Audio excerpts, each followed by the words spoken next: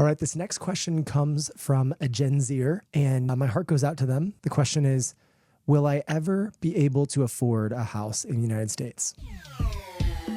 Gosh, prices keep going up. My income's not going up. How am I ever going to be able to afford a house? So let's talk through some strategies or some speculation of how people might be able to afford houses. My heart does go out to the Gen Z that's just starting their careers, or they're just trying to put together their lives and figure out, how can I own something? And some of the areas that they're looking to live, prices are so high that they just feel like they're inaccessible. And what I will tell you, there have always been metro areas where buying a house has been inaccessible. So if you went to San Francisco for the last 10 or 15 years, what people did in order to be able to afford a house is they would house hack. So they would go buy a house and then rent out rooms, or they'd go buy a house and split it up into 2 or 3 units and then rent out the units, or they would buy with other people and co-sign together. They would get someone to co-sign with them. That's always been common in really hot or expensive areas. Same thing in New York City, right? How many people in New York City can claim that they own their apartment or own their house or own their brownstone? That's not, a super common thing. That's a very elite thing. And the reason that more people are asking this question is because it's starting to pervade cities that you wouldn't have expected, or areas you're like, this isn't urban New York City. Of course, I expect that urban New York City is expensive, but I don't expect that suburbs of Dallas are expensive where we work.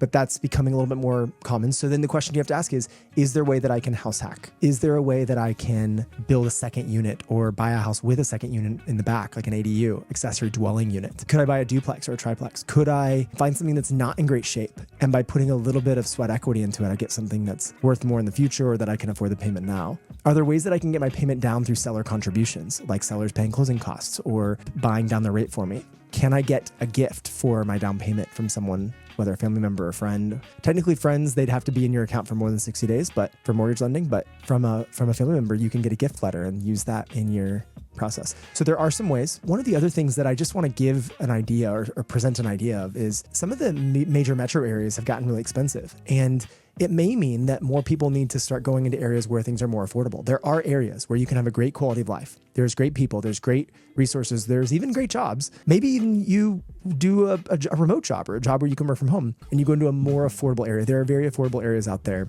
And maybe you need to settle in an area that's more affordable.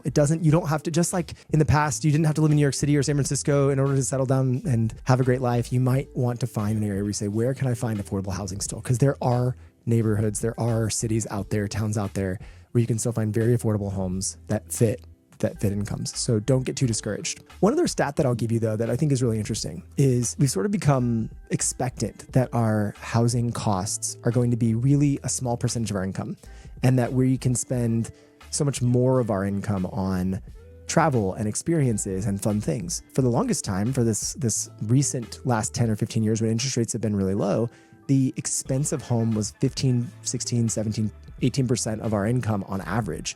And now we're in the 30s of our percent of our income that we're spending on housing if we're getting a new loan right now.